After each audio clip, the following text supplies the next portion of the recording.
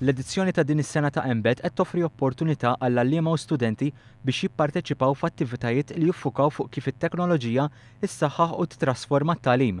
L-attività bl-isem Embed Best Use of ICT li qed tkun organizzata mid-Dipartiment tal-e-Learning fih dan il-Ministeru tal-Edukazzjoni u Impjieg qed tilqa' fiha workshops, taħdidiet u kompetizzjonijiet għall-istudenti, edukaturi u l-pubbliku.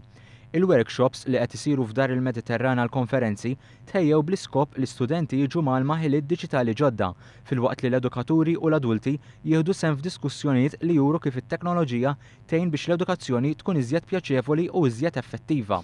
Naħseb iktar affarijiet li jogħġbuni dawn li huma vera interactive ma' tfal, ġifieri mhux ġast din jaraw xi ħaġa jew jikdbu xi ħaġa huma l-affarijiet li qegħdin vera jkunu interactive magħhom ġifieri.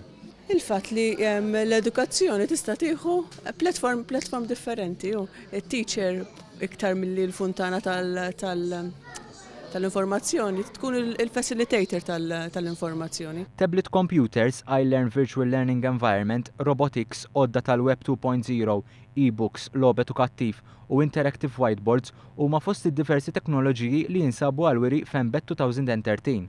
Teknoloġija partikolari li kienet għal-wiri hija li permezz ta' tablets li se jkunu introdotti fl-iskejjel l-għalliema se jkunu jafu x'qiegħed jagħmel kull student u studenta. Ifhem, il-vantaġġ huwa li fejn qabel kellek pitazz quddiemek, issa t-tfal eventually ħajkollhom tablet tagħhom, b'dis-sistema it-teacher tista' tara kull student x'qed jagħmel, ġifieri aħna meta naħsbu tablets x'naħsbu apps bla doċ. Jien x'ħajkolli student waqt li għaddej bil-lezzjoni tiegħi dieħel fl-internet? Le, dis-sistema tikkontrolla kollox. Embed 2013 tiġi fit-tmiem nhar l-erba' 27 ta' Novembru.